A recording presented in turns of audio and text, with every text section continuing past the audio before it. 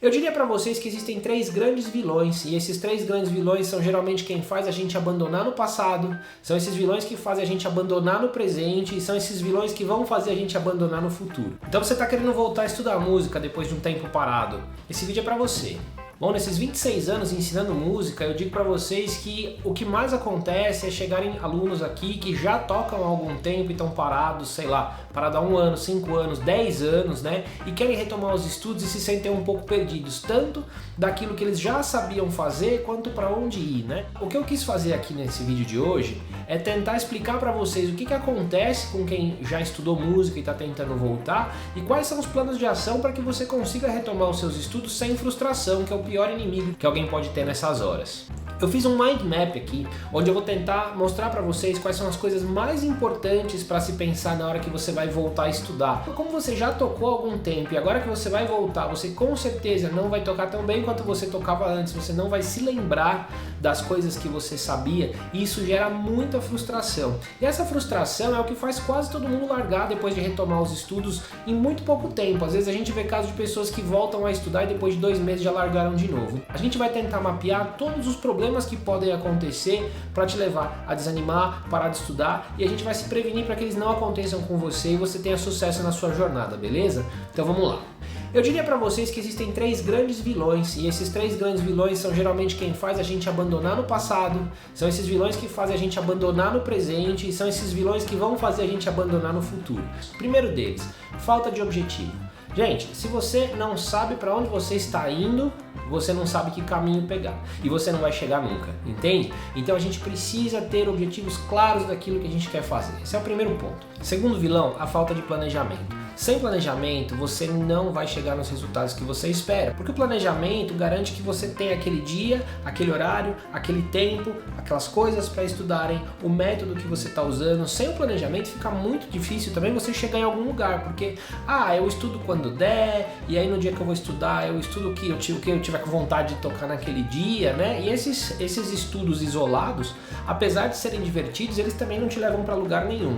E o terceiro vilão, a falta de autoconhecimento. Esse aí é complicado, porque existe uma pessoa que você é, existe uma pessoa que você quer ser, e elas se confundem às vezes. É muito difícil você conseguir fazer essa transformação sem você ter total consciência de quem você é, né? Essa mudança de comportamento tem que ser uma coisa que você tem autoconsciência. E não é só isso, gente, tem a autossabotagem. Existem muitos casos de pessoas que começam a estudar e quando a pessoa começa a melhorar, começa a ficar boa, ela arruma algum motivo para parar. Para cada motivo que você tem para fazer alguma coisa, você tem pelo menos 50 desculpas para não fazer. E isso eu não tô falando só de música, gente. Imagina que você fez um plano para perder peso, você falou assim, quando virar o ano eu vou perder 10 quilos, aí o ano virou, você perdeu 3 quilos, e aí depois você parou de fazer a dieta, parou de treinar, e você engordou tudo de novo, né? E eu falo isso porque eu também, muitas vezes, tenho esse tipo de comportamento e ele compromete os resultados. Então a gente precisa ter essas 3 coisas muito claras: objetivo, planejamento e autoconhecimento. Esses 3 vilões com certeza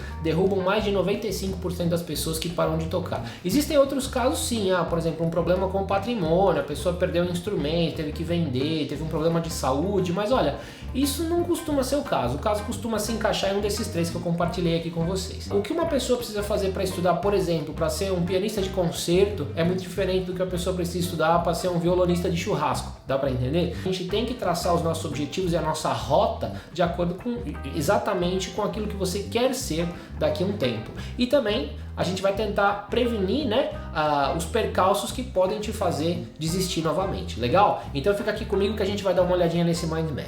Bom, pessoal, então a primeira coisa que a gente precisa levar em conta aqui, e isso é importante você anotar, sabe?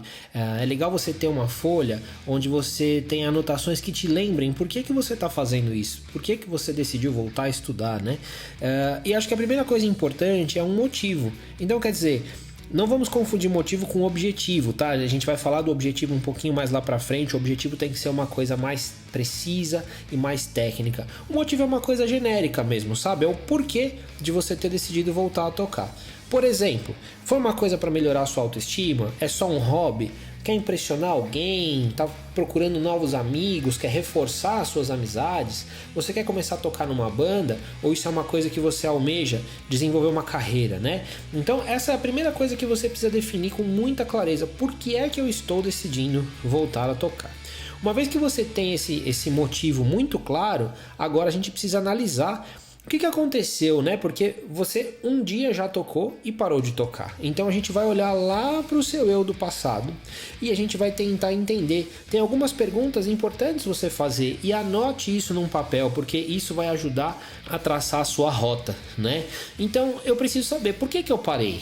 Você teve que vender seu instrumento, você não tinha disciplina. As pessoas param ou por perda de motivação, ou por não sentir que estão se desenvolvendo, ou por ficar de saco cheio, ou por falta de tempo. Se eu tive que parar de tocar porque eu não estava sentindo desenvolvimento, foi um erro de metodologia, foi um erro de estudo, foi preguiça, foi falta de consistência. A gente precisa entender isso para que isso não se repita. E aí você analisa o que você poderia ter feito diferente e anote. Mas não é só o ponto negativo, a gente precisa entender também assim, o que é que foi feito de certo no seu processo. Até onde você chegou? O que você gostava de fazer quando você estava estudando e o que você não gostava? Porque é possível que você consiga montar uma rotina de estudo onde você evite um pouco as coisas que você gosta menos, desde que elas não sejam essenciais para você chegar onde você quer. Uma vez que a gente analisou esse meu eu do passado, a gente precisa analisar quem? O eu do presente.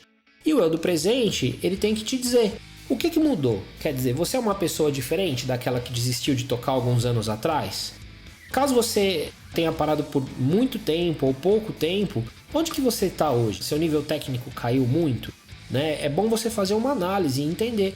Eu sabia tocar 10 músicas, daquelas 10 eu sei tocar 2 bem e eu toco 2 mais ou menos e eu esqueci 6. É importante que você saiba exatamente onde você está e onde você quer chegar, o que você precisa fazer e quais os cuidados para tomar. Essas perguntas são o que vai definir a sua rota, por isso a gente vai falar delas um pouquinho mais de detalhe para cada uma delas. Onde estou, gente? Você precisa fazer uma autoavaliação detalhada das coisas que servem para você. Então assim, se você quer tocar uma musiquinha do Legião Urbana no acampamento com os amigos, você não precisa de um estudo de palhetada alternada, você não precisa avaliar a sua palhetada alternada. Então, por exemplo, se você só quer tocar repertório, é muito simples. Veja as músicas que você sabe bem, sabe mais ou menos, e aquilo que você não sabe, e a sua autoavaliação está pronta. Mas se você fala assim, não, eu quero saber tudo que tem para saber de piano, de guitarra, enfim, eu fiz um exemplo aqui, né, do guitarrista. Então, por exemplo, na parte técnica, palhetada alternada, sweep, tapping, salto, harmônicos, alavancadas, swells, chicken picking, isso é só a parte técnica. Então, para cada um desses assuntos, você precisaria medir como está a sua velocidade, o que você lembra, quais são as aplicações que você sabe fazer de cada uma dessas técnicas. A mesma coisa serve para a parte rítmica. Então, quer dizer, minha colcheia reta, colcheia swingada, semicolcheia, célula mista, síncopa, que altera. Cada uma delas tem que te dar um resultado quando você faz essa avaliação, para que você tenha um mapa de onde você está e aí você sabe o que você precisa fazer para seguir. Antes de você saber o que fazer, você tem que dizer onde você quer chegar. E aqui sim vem o objetivo. O objetivo é diferente do motivo porque, primeiro, ele tem que ter clareza, ele tem que ter um prazo definido, ser realista, simples e compatível com a sua realidade. Não adianta você ter um objetivo, por exemplo, eu quero triplicar a minha velocidade em 2 semanas. Você está tocando colcheia a 120 e você quer triplicar isso em algumas semanas. Não vai dar. Não é realista. E mesmo que você tenha 8 horas por dia, dificilmente você vai chegar lá. Vou dar um exemplo aqui de um objetivo que seria legal. Vamos supor que eu tocava Mr. Crowley, do Ozzy, por exemplo. E eu tocava essa música mais ou menos bem, eu esqueci os solos. E o meu objetivo passa a ser claro. Eu vou reaprender a tocar a música em 4 semanas. Está claro? É um objetivo muito simples. Eu preciso aprender uma música. O prazo é claro, 3 semanas. É realista se a música não estiver muito esquecida, é simples. E se eu tenho 1 hora por dia para estudar todos os dias, é compatível com a minha realidade também. Uma vez que eu tenho o meu objetivo, eu preciso decidir o que fazer. Então, quer dizer, o que é que eu preciso fazer para chegar no meu objetivo? E aí entra a questão do método. Você tem que decidir como que você vai estudar. Então, quer dizer, você é autodidata, você sabe exatamente o que você precisa desenvolver para chegar lá? Pode contratar, por exemplo, um consultor para te ajudar com a sua autoavaliação e traçar um plano de ação para você. Aí você tem um cronograma de estudos, onde você vai fazer o quê? Priorizar aquilo que é importante. Se você quer fazer repertório, quer tocar uma música, não perca seu tempo com percepção, com leitura rítmica. Aprenda a música. Isso é priorização de conteúdo. Para cada caso existe uma fórmula, então não dá para você pegar um programa de estudo pronto na internet e achar que ele vai resolver os seus problemas. Por fim, gente, os cuidados que eu preciso tomar. Primeira coisa, consistência. Consistência tem a ver com a organização, mas a consistência é assim, todo dia eu vou treinar um pouquinho. Para que eu tenho que me preparar, gente? As desculpas vão aparecer todos os dias. Essa frase é muito legal, para cada passo proposto existem 1000 desculpas. Quer dizer assim, você fala, eu tenho que estudar, mas hoje eu tô com sono, hoje eu tô cansado, hoje eu acordei com dor de cabeça, eu tô com fome, enfim, sempre vão existir as desculpas, mas você tem que ver aonde você quer chegar. Autossabotagem é uma coisa que eu vejo acontecer muito também, então quer dizer, a pessoa começa a se desenvolver, aí ela dá um surto e fala assim, não quero mais estudar, eu preciso parar por causa disso, por causa daquilo, o dinheiro, não sei o quê.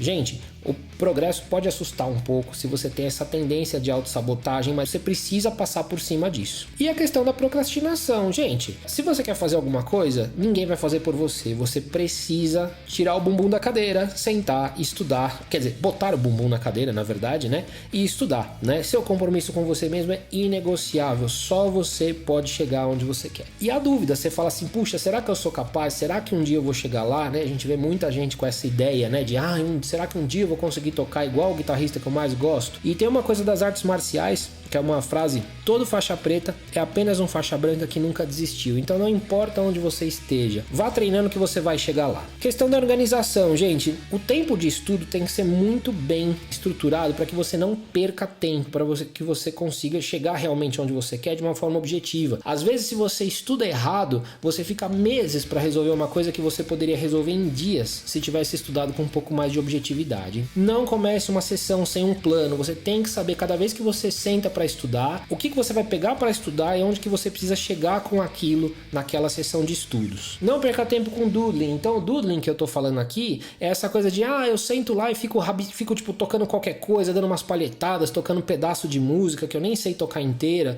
Isso tira o foco do seu estudo, então não faça isso. Não proponha frequência maior do que consegue de fato seguir. Então assim, você precisa se conhecer.